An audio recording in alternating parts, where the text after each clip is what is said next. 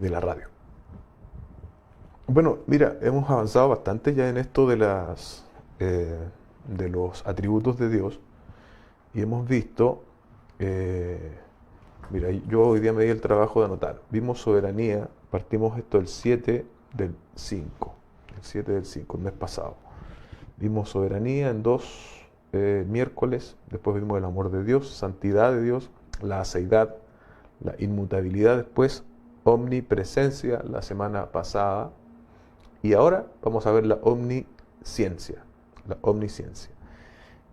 Por lo tanto, son varios ya los que hemos visto. ¿Ve? 1, 2, 3, 4, 5, 6 y 7. Hoy día vamos a seguir con esto de la omnisciencia. Yo por lo menos cuando estaba en el colegio, no sé si usted recuerda lo mismo, nos enseñaban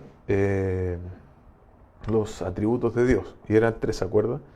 La omnipresencia que vimos la semana pasada, la omnisciencia y la omnipotencia. Yo me acuerdo clarísimo de esos tres, que siempre los acentuaban, los destacaban bastante digo.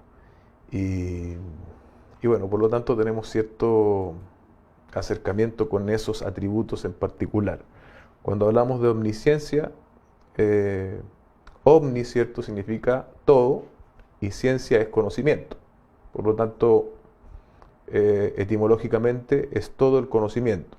Es decir, Dios lo conoce todo. Y una definición un poquito más elaborada dice que Dios se conoce plenamente a sí mismo y todas las cosas reales y posibles en un acto sencillo y eterno. Voy a ir más lento con eso, más lento, voy a repetir. Dios se conoce plenamente a sí mismo y todas las cosas reales y posibles en un acto sencillo y eterno.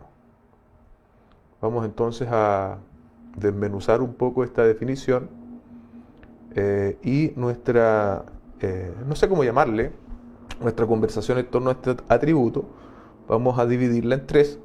Vamos a desarrollar esta definición. Luego vamos a ver cómo Dios también es omnisciente en todos los tiempos, pasado, presente y futuro. Vamos a ver unas evidencias bíblicas de ello. Vamos a también hacer un acercamiento a las distorsiones respecto de la omnisciencia de Dios, las herejías que hoy día están en boga respecto de esta fundamental doctrina. Y finalmente vamos a ver alguna aplicación. Ese va a ser nuestro esquema para hoy. Así que espero no abusar de su tiempo, pero la idea es también hacer un aporte en este sentido. Bueno, ya les di la definición, ¿cierto? Dios se conoce plenamente a sí mismo y todas las cosas reales y posibles en un acto sencillo y eterno. Mira lo que dice Job 37:16. Job 37:16. ¿Has conocido tú las diferencias de las nubes, las maravillas del perfecto en sabiduría? Primera de Juan 3:20 dice, pues si nuestro corazón nos reprende, mayor que nuestro corazón es Dios, y Él sabe todas las cosas. ¿Se da cuenta?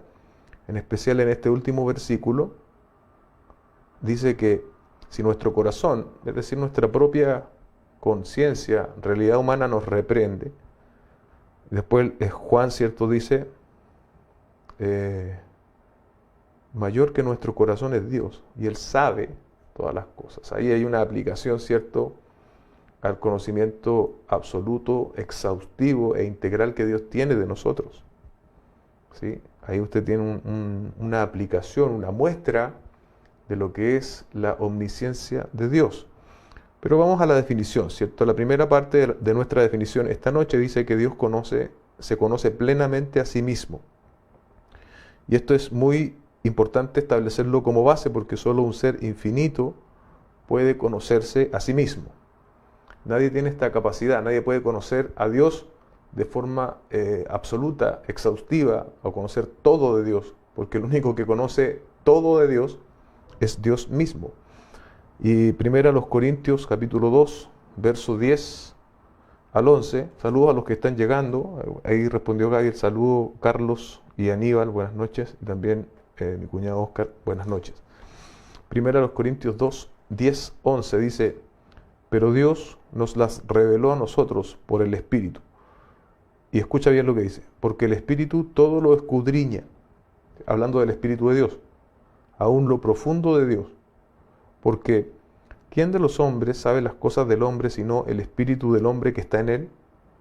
Así tampoco nadie conoció las cosas de Dios sino el Espíritu de Dios. ¿Se da cuenta cómo es Dios mismo, este Dios trino que hemos hablado en otras oportunidades, el que tiene un conocimiento absoluto y profundo de sí mismo? Entonces, ese es el conocimiento de sí mismo. Nosotros, en este sentido también es importante decirlo, nosotros tenemos de Dios lo que Él nos ha querido revelar. ¿Sí? Usted puede buscar un texto como Deuteronomio 29, 29, búsquelo allí, destáquelo, no se lo voy a decir, y ese texto habla un poco de eso, ¿cierto? De todo lo que Dios nos ha revelado en su palabra es suficiente para conocerle, para glorificarle, para amarlo, para adorarle, para someternos a Él. Pero si alguien pretende decir o argumentar que conoce absolutamente todo de Dios, es imposible, porque nosotros seres finitos, ¿cierto? No podemos comprender a un ser infinito y eterno a cabalidad. Pero sí, todo lo que Él ha revelado de sí es suficiente para acercarnos, para conocerle, para glorificarle. Ese punto es muy importante. Dice que Dios conoce todas las cosas reales, todas las cosas reales. Sabe todo respecto de todo lo que existe y todo lo que sucede. Todo. Cuando decimos todo es todo, Hebreos 4:13 dice, y no hay cosa creada, escuche bien, que no sea manifiesta en su presencia. Antes bien, todas las cosas están desnudas y abiertas a los ojos de aquel a quien tenemos que dar cuenta. El autor del libro de Hebreos, entonces, de la carta de Hebreos, dice que el Señor conoce todo, que no hay nada escondido a sus ojos. Y la aplicación de ese texto, ¿cierto? Que si Dios conoce todo, hacemos un muy mal negocio, una muy mala intención en pretender esconderle algo a Dios. No podemos, amados hermanos, no podemos. Dios conoce absolutamente todas las cosas reales. Si tú puedes pensar en algo que tú has visto respecto de la naturaleza, por ejemplo, o respecto de cualquier cosa en la esfera de la vida, Dios la conoce. Isaías 46, 9, 10 dice, acordaos de las cosas pasadas desde el tiempo antiguo, porque yo soy Dios, no hay otro Dios, no hay semejante a mí, que anuncio lo por venir desde el principio y desde la antigüedad lo que aún no era hecho, que digo, mi consejo permanecerá y haré todo lo que quiero. Eso es respecto del futuro, ¿cierto? Después vamos a retomar un poco la idea del pasado, presente y futuro y el conocimiento de Dios. Dios conoce nuestras necesidades. Como asunto real, ¿cierto? Dios conoce nuestras necesidades y aquí también esto es como aplicación, ¿cierto? Nosotros los seres humanos experimentamos necesidades físicas, ¿cierto? De abrigo, de alimento, de afecto, y el Señor conoce esas necesidades. Mateo 6:8 dice, no os hagáis pues semejantes a ellos. ¿Quiénes son esos ellos en el contexto? Los gentiles. Porque vuestro Padre sabe qué cosas tenéis necesidad antes que vosotros le pidáis. Y ahí está hablando, amados hermanos, de nuestras necesidades de este mundo. Y en el contexto, si usted lee ese capítulo, está hablando de cosas como el abrigo, como la alimentación, de cosas básicas. Y Dios quiere suplirnos esas cosas básicas. Ahora, el medio para hacerlo probablemente no va a ser que nos caigan las cosas del cielo, pero Dios nos ha dado manos, ¿cierto?, para trabajar, inteligencia, y eso es lo que nosotros tenemos que ocupar como medio para que Dios nos provea. Mateo 10:30, pues aún vuestros cabellos están todos contados. ¿Se imagina el grado de conocimiento que tiene Dios? Alguien podría decir, pero eso es una metáfora. Yo pienso y creo que eso es literal. El conocimiento de Dios es abarca tanto, hermano, que Dios sabe exactamente el número de pelos de cabello que yo tengo en mi cabeza. Están todos contados, dice la Biblia. Y ahí el acento de ese texto es también que estemos tranquilos, que estemos en paz, ¿cierto? Que el Señor conoce todo y Él no nos va a abandonar. Él no nos va a poner en una situación en la cual Él mismo no nos sepa sostener. Por eso es que es tan importante, amados hermanos, conocer sobre los atributos de Dios y entender que esos atributos tienen una aplicación práctica. No es solamente teología de pizarra, no es solamente saber la definición, sino que entender de que esto tiene una aplicación práctica en nuestras vidas, bien digo. El hecho de que Dios sepa todo debe ser un motivo de gozo y de paz para nosotros. Salmo 139:4, pues aún no está la palabra en mi lengua, y aquí, oh Jehová, tú la sabes toda. Piensa en eso. Es decir, que yo ahora lo que estoy diciendo, Dios ya lo sabe, lo sabía de antemano. Eso está diciendo el salmista. Y Salmo 139:16 dice, mi embrión vieron tus ojos, y en tu libro estaban escritas todas aquellas cosas que fueron luego formadas, sin faltar una de ellas. Eso respecto un poco de que Dios conoce todas las cosas reales. El segundo punto de la definición es que Dios conoce todo en un acto sencillo, ¿sí? ¿A qué apuntamos con esto? ¿Qué queremos decir? Que no hay división en ese conocimiento que Dios tiene.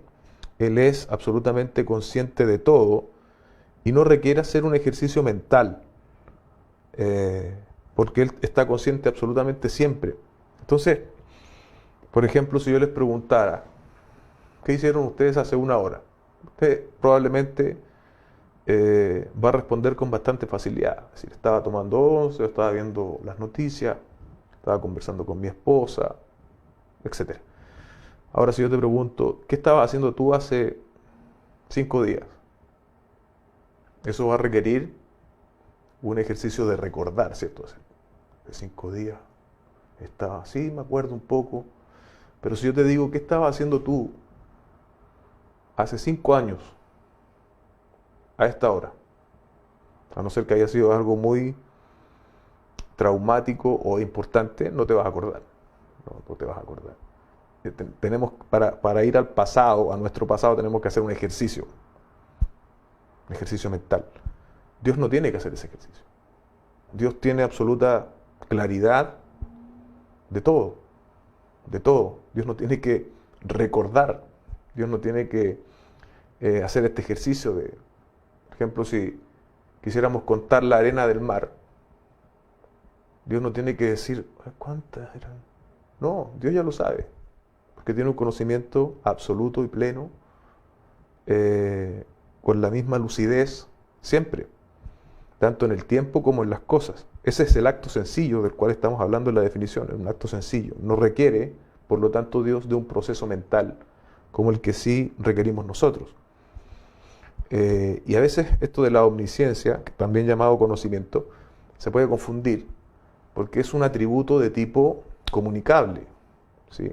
Es comunicable, no es un atributo en la categoría de los no comunicables. ¿Por qué? Porque nosotros también tenemos la capacidad de conocimiento, ¿sí? Eso quiero aclararlo porque a veces puede prestarse para malos entendidos. Ahora, nuestra capacidad de conocimiento no es al tipo de Dios, y eso ya lo estamos viendo claramente, nuestro conocimiento es limitado. Sin embargo, Dios también nos ha dotado con esta capacidad de conocer, y eso quería mencionarlo para que no pasara por alto. Y para sustentar esto que estoy diciendo, que Dios conoce, que no requiere un proceso mental, ¿cierto? Que Dios lo sabe todo al mismo tiempo. Por ejemplo, Salmo 94, porque 1000 años delante de tus ojos son como el día de ayer que pasó y como una de las vigilias de la noche. Y segunda de Pedro 3:8 dice, mas, oh amados, no ignoréis esto, que para con el Señor un día es como 1000 años y 1000 años como un día. ¿Se da cuenta de esas proporciones? Quieren obviamente reflejarnos algo. Nosotros tenemos una medición del tiempo. Ahora el tiempo, ¿cierto?, respecto de Dios es diferente. Es diferente. Para Él la dimensión del tiempo es distinta a la nuestra. Nosotros estamos limitados a vivir cierta cantidad de años, ¿cierto? y aunque sí estaremos eternamente con Cristo, nosotros tuvimos un comienzo. Dios es eterno, Él no tuvo comienzo ni final. Amén. No solo es un acto sencillo respecto del conocimiento o omnisciencia de Dios, sino que es un acto eterno. ¿Y qué queremos decir? Que cuando es un acto eterno, que su conocimiento no ha cambiado. Su conocimiento no se ha modificado en un sentido, en ningún sentido. Es decir, el conocimiento del Señor no ha disminuido y no ha aumentado, porque es un acto eterno. Eternamente el Señor ha tenido siempre el mismo conocimiento, que es el conocimiento de todo. Y aquí hay una frase que tal vez nos pueda ayudar, y es que Dios no puede aprender algo nuevo. ¿Por qué no puede aprender algo nuevo? Porque Dios lo sabe todo, de todas las cosas reales y posibles. Eso también es interesante, pero hoy día no lo vamos a hablar. Las posibilidades, ¿cierto?, también son conocidas por Dios. Si esto no hubiese sido de tal forma, hubiese sido de otra forma. Bueno, esa posibilidad, esa variante, Dios también la conoce. Y eso es un poquito más complejo poder explicarlo, pero también las posibilidades están todas abiertas a los ojos del Señor. Entonces ahí tiene usted la definición y una evidencia bíblica de esa definición. Ahora quiero llevarles rápidamente, ¿cómo estamos con el tiempo? Estamos bien, estamos bien. Déjenme buscar acá los versículos. Vamos a ver un poquito de el conocimiento de Dios en el tiempo, ¿cierto? Eso resulta bastante interesante. El conocimiento de Dios del pasado, ¿cierto? Génesis 30, 22 dice: y se acordó Dios de Raquel, y la oyó Dios, y le concedió hijos. Ahí claramente hay también un modismo, ¿cierto? Una forma, una expresión. No es que Dios la haya olvidado, pero ahí está el dibujo de mirar hacia el pasado, ¿cierto? Y Dios, entonces, en esta forma antropomórfica de hablar que tiene la Biblia para que nosotros podamos comprender, dice: Dios se acordó. No es que Dios hubiese tenido que empezar así, ¿no? Dios lo sabía, pero a lo que apunta el texto en este sentido ahora es que Dios tiene ese conocimiento del pasado, ¿sí? Y en Job 38:4 dice: ¿dónde estabas tú cuando yo fundaba la tierra? Cuando yo fundaba la tierra. Ahí Dios, ¿cierto?, respondiéndole a Job: házmelo saber si tienes inteligencia. Es decir, le dice a este hombre Job: ¿dónde estabas tú cuando yo estaba fundando la tierra? Dios tiene todo ese conocimiento también del pasado. Dios conoce el presente, segunda de Crónicas 16:9, porque los ojos de Jehová contemplan toda la tierra. ¿Se da cuenta? Toda la tierra, para mostrar su poder a favor de los que tienen corazón perfecto para con él. Locamente has hecho en esto, porque de aquí en adelante habrá más guerra contra ti. Pero lo que queremos enfatizar es la primera parte del texto, ¿cierto? Porque los ojos de Jehová contemplan toda la tierra para mostrar su poder a favor de los que tienen un corazón perfecto para con él. Toda la tierra. Dios tiene un conocimiento de todo el universo, de todo lo que existe. Y en tiempo presente también, está claro, ¿cierto? Mateo 10:30 dice: pues aún, ya lo leímos ese, pero solo para enfatizar esto del conocimiento del presente. En este momento podemos decir esto: pues aún vuestros cabellos están todos contados. ¿Se da cuenta? Y Salmo 139, del 1 al 4, un precioso salmo, dice: oh Jehová, tú me has examinado y conocido. Tú has conocido mi sentarme y mi levantarme. Has entendido desde lejos mis pensamientos. Has escudriñado mi andar y mi reposo. Y todos mis caminos te son conocidos. Pues aún no está la palabra en mi lengua, y aquí, oh Jehová, tú la sabes toda. ¿Se da cuenta pensando en este salmo? Dios nos conoce, amados hermanos. Dios conoce absolutamente todo de nosotros. Lo que estamos pensando en este mismo momento, Dios lo conoce. No podemos escondernos de Él. ¿Recuerda la historia de Jonás? Tratando de huir, ¿cierto?, del mandato del Señor. Fue una mala empresa, ¿cierto?, tratar de huir de este Dios soberano que tiene conocimiento de todo, porque finalmente Jonás sirvió a los propósitos que Dios había preestablecido eternamente. Porfiar con Dios, amados hermanos, siempre será un mal ejercicio para nosotros. No obedecer a Dios siempre será un mal ejercicio. Y finalmente Dios va a buscar los medios para guiarnos, para hacernos entender. Y en el camino, si somos desobedientes, cosecharemos el producto de nuestra desobediencia. Eso nos va a alcanzar, y eso hay que decirlo también. Dios tiene conocimiento del futuro. Bueno, este texto lo habíamos leído antes, pero mira lo que dice Isaías 46, 9 al 10. Acordaos de las cosas pasadas desde los tiempos antiguos. Porque yo soy Dios, y no hay otro Dios, y no hay semejante a mí, que anuncio lo que está por venir desde el principio, y desde la antigüedad lo que aún no era hecho. Que digo, mi consejo permanecerá, y haré todo lo que quiero. ¿Sí? Ahí enfatizar, ¿cierto?, el hecho de que, como dice acá, no hay nada que anuncio lo que está por venir. O sea, Dios conoce, ¿cierto? Y esto también es importante enfatizarlo y destacarlo, subrayarlo. Dios conoce el futuro porque Él soberanamente lo ha determinado. Se da cuenta cómo los atributos de Dios se van abrazando y se van conectando unos con otros. O sea, la omnisciencia de Dios está de la mano con su soberanía. ¿Por qué Dios sabe lo que va a suceder? ¿Por qué Dios sabe el futuro? Porque Él lo ha determinado. Hay muchas profecías cumplidas, por ejemplo, en el Señor Jesucristo, que fueron profetizadas cientos de años antes que ocurrieran. De hecho, en el mismo Edén, ¿cierto?, ya se profetiza la venida de nuestro Señor Jesucristo, donde dice que la simiente, ¿cierto?, tú le herirás, le dice a la serpiente el Señor, tú le herirás en el calcañar, pero Él te herirá en la cabeza. Ahí está hablando de Jesucristo. Y de ahí hacia adelante uno piensa en libros como Isaías, por ejemplo, donde se profetiza prácticamente de forma muy detallada lo que fue el sufrimiento del Señor Jesucristo, cientos de años antes. Y así muchas otras profecías que se cumplieron también en el desarrollo de la historia del pueblo de Israel, a las mismas profecías que trajeron los profetas respecto de el pueblo de Israel, que serían esclavos, ¿cierto?, que serían llevados cautivos. Todo eso fue cumplido, y esa es una evidencia clara, ¿cierto?, de que Dios, para saber el futuro, es porque Él ha decretado ese futuro.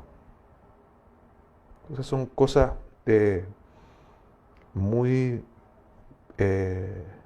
a veces que escapan, ¿cierto?, a nuestro entendimiento absoluto, pero también deben tener un acercamiento a nuestra actualidad, ¿sí? Porque si el Dios que conoce todo, que conoce el futuro, Él conoce mi futuro y el tuyo, amado hermano.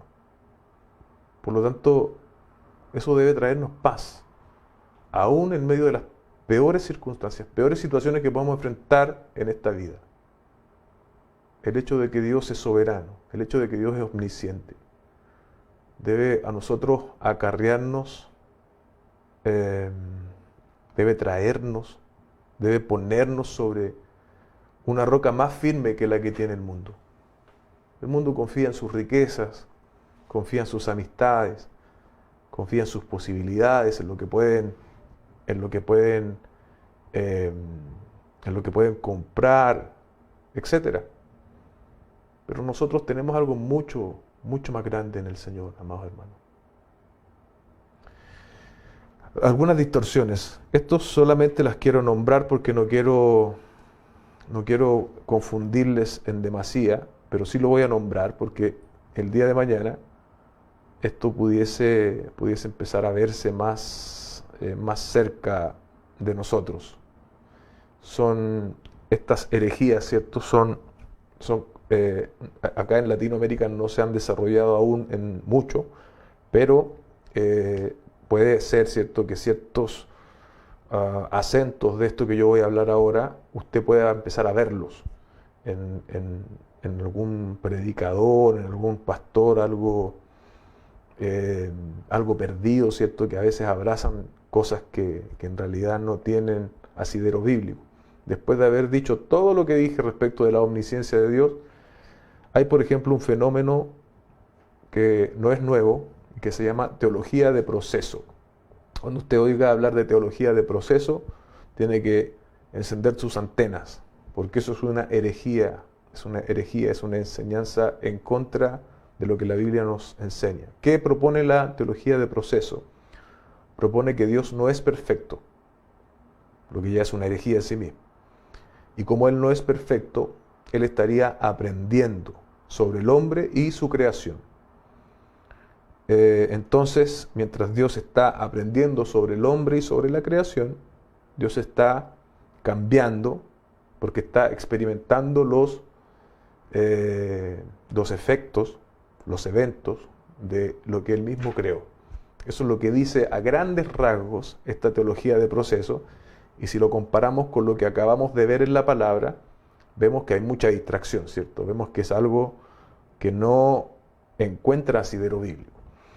Y la segunda es la teología abierta, que esto es similar a lo anterior, tiene algunos matices. Dios no conoce todo, eso dice la teología abierta, por lo tanto no es omnisciente. Y como Él no es omnisciente, lo que quiere preservar un poco la teología abierta es que nosotros somos criaturas libres. Entonces, como somos criaturas libres, Dios no conoce nuestras decisiones. Dios no conoce lo que yo voy a decidir. Entonces, Dios no conoce el futuro. Porque, por ejemplo, si yo mañana, qué sé yo, decido irme para China. Bueno, Dios, si yo no lo he decidido, si yo no tengo los boletos comprados, y si es una decisión que yo tomo mañana, Dios no sabe que yo me voy a ir a China. Dios no lo sabe.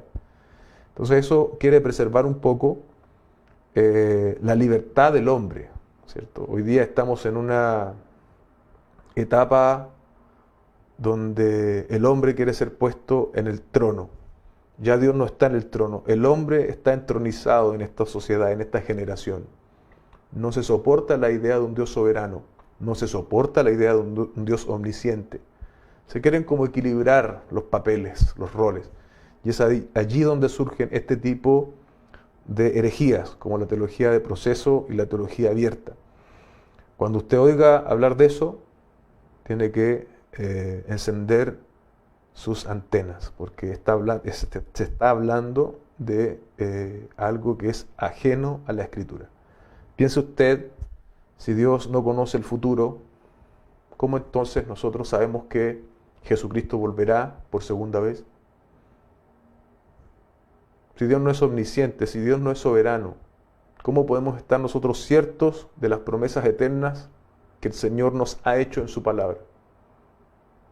Se da cuenta que esto tiene implicaciones serias para todo lo que nosotros creemos, para el aspecto soteriológico, para lo que nosotros esperamos, ¿cierto?, en Cristo Jesús, cuando Él venga por su iglesia. Entonces, no nos dejemos engañar por filosofías contemporáneas, que lo único que quieren es sacar a Dios de su trono y colocar al hombre en él. Así que esas dos distorsiones. Aplicaciones prácticas ya para ir finalizando y cerrando.